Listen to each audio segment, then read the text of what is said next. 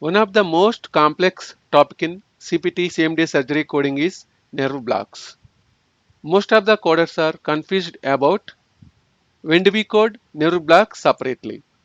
In this session, I am going to help you when do we code nerve blocks separately. So today our topic is CPT nerve block guidelines for anesthesia and pain management coding. My name is Harish Gupta, medical coder, process trainer for ambulatory surgery coder. If you are visiting for the first time, please click on subscribe button to receive future updates. Please watch this video completely, like, comment and share in order to motivate me to provide more valuable videos. First, we need to know few basics about nerve blocks, anesthesia and pain management. So nerve block. So what is a nerve block? So nerve block is the injection of numbing medication near specific nerve to decrease your pain in certain part of your body during and after surgery. A nerve block works by preventing pain signals from reaching the brain. So basically, based on this definition, we need to understand that nerve blocks will be used during the surgery as well as after the surgery. So during the surgery, we will use nerve blocks for anesthesia, and after the surgery, we will use nerve blocks for pain management. Basically, these nerve blocks will prevent the pain signals transferring from or reaching the brain. Next, we need to understand anesthesia. So, anesthesia means loss of sensation. Medicines that cause anesthesia are called anesthetics. So, we are having different types of anesthesia like MAC anesthesia, local anesthesia, and general anesthesia. So, most of the time for endoscopy procedures, physician will use MAC anesthesia. MAC means monitored anesthesia care. So, basically, using the MAC anesthesia, patient will be arise if the and patient will be responding to physician guidance. So basically, while using MAC anesthesia, patient is awake and he can follow the physician commands. So next one is general anesthesia. If the physician uses general anesthesia, patient will be sleepy mode and he will not respond to the physician's commands. And next one is local anesthesia, where usually we will use for local anesthesia, regional blocks and epidurals. So next one is pain management. So the purpose of pain management is to evaluate, diagnose and treat different types of pain. As all of us know, we are having different types of pain, acute pain, chronic pain, etc. So it is often involves multidisciplinary approach and includes doctors from different specialties such as neurology and anesthesiology. So in during pain management, we will receive the services of neurologist as well as the anesthesiologist, so based on the patient's condition. Next, medication to treat pain include non-steroidal anti-inflammatory drugs. Usually we will call them as NSAIDs, acetaminophen, like Tylenol and steroids. So most of the time we will use steroids. If it is a chronic pain, physician will prefer steroids. So here we are going to learn how do we code anesthesia and pain management using nerve blocks. So here we are going to discuss one scenario. So using this scenario, I am going to tell you when do we use nerve blocks coding separately. So preoperative diagnosis is right ring finger, trigger finger, right finger pain. So procedures performed, right ring finger pulley release, peripheral nerve block for pain control. So now we will check the description of the procedure. So the patient was identified in preoperative holding area, surgical site marked, brought to the OR, table position supine, tourniquet applied on proximal arm. So a peripheral nerve block given consisting of 5 cc of 1% lidocaine with epinephrine and 0.25%. So here in order to perform the surgery, physician has given the peripheral nerve block. So Markine plain as a digital block for pain control and vasoconstriction. He was draped in the usual sterile fashion. A timeout was performed. So basically here physician is using nerve block for pain control during the surgery. As all of us know, if we undergo any type of surgery, we will get some pain. So in order to get or in order to reduce the pain during the surgery, physician will use pain blocks during the surgery.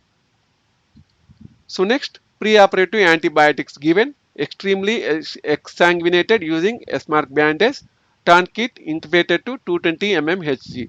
Transfers incision made in line with the ring finger. So here basically physician is going to perform release of trigger finger. At right ring finger trigger, usually we'll call it as trigger finger. So here physician has started the procedure. Transfers incision made in line with ring finger. So here physician started incision on the right ring finger. Incision taken through subcutaneous tissues and palmar fascia. So initially in order to reach this trigger finger area, physician incised in the subcutaneous tissue and reached palmar fascia. Palmar fascia means palm area in the hand. So the digital bindings on both sides were identified and protected throughout the case. This is the most important wording you need to remember here. A1 pulley released under direct vision. So in order to treat trigger finger, physician needs to perform release of A1 pulley. So here physician has performed A1 pulley release. Inflamed flexor tenosynovium excised sharply with a scissors. So basically we will call it as tenosynovectomy. So here physician has performed tenosynovial excision. So we will call it as tenosynovectomy. So the finger was taken through range of motion and found not to trigger. So after performing the trigger finger release, physician has checked the finger again and he found that there is no trigger finger. Hemostasis was obtained, wound was washed out, incision was closed with 4O nylon, sterile dressing applied. So here our answer is 26055 and F8 modifier. So F8 modifier for right ring finger. So here our answer is 26055 F8. So why don't we code nerve blocks here? That is the thing we are going to know now. So basically, based on CPT guidelines, if the physician uses nerve blocks during the surgery, we will not code nerve blocks separately. Why means these nerve blocks are included in the global surgical package, like local infiltration, like some types of anesthesia, and nerve blocks are included in the global surgical package. So here we no need to code nerve blocks separately. So if you see the documentation, physician has used these nerve blocks for nerve blocks during the surgery. So here we no need to code nerve blocks. Then you have doubt. So then when do we code nerve blocks separately? So that one we will discuss now. So in order to code nerve blocks separately, physician needs to mention in the documentation that we have performed nerve blocks for postoperative management. So here our keyword is postoperative management, even though management. So during the surgery, if physician performs any type of nerve blocks for postoperative management, physician needs to mention. So that as a coder, we will code nerve blocks separately if these nerve blocks will be used for pain management. So it is the physician's responsibility to mention clearly the purpose of nerve blocks. So lastly here only two things we need to remember. So whenever you see an operative report with nerve blocks, first you need to check whether physician is performing these nerve blocks for surgery or during the surgery or post-op pain management. So based on that, you need to decide.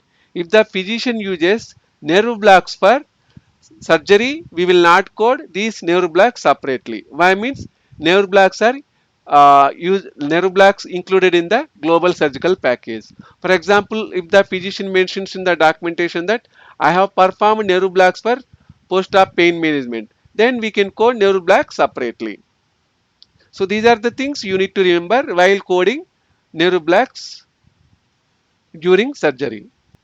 Whenever we need to code pain management nerve block separately, it differs from code to code. So we need to check the CPT code appropriately in order to code nerve blocks for pain management separately. So then how do you code if the anesthesiologist performs the nerve block? So here you need to remember, if the anesthesiologist provides the nerve block, we need to code ASA anesthesia CPT code, unless the nerve block is for post-operative pain management. So in which we need to code nerve block and the anesthesia CPT code. So here also we need to check whether this nerve block anesthesiologist will perform the nerve blocks for during the surgery or post-operative management. If anesthesiologist performs nerve blocks for pain management, we will code anesthesia CPT code as well as the nerve block CPT code. If the anesthesiologist performs nerve block surgery, we no need to code separately. So just you need to remember here, if the physician or anesthesiologist performs nerve blocks for pain management, which is must be in the documentation, we will quote nerve blocks separately. Otherwise, we need to assume that nerve blocks will be used for surgery in order to relieve the patient's pain. So it is physician responsibility to provide the purpose of nerve block. So in order to code appropriately, we need to check the documentation properly in order to find whether physician has used nerve blocks for pain management or anesthesia. Thank you friends. Thanks for visiting Fast Coder 21. So please like, comment, share and subscribe. So if you want to connect with me, please send email to vincentmedicalcoder@gmail.com.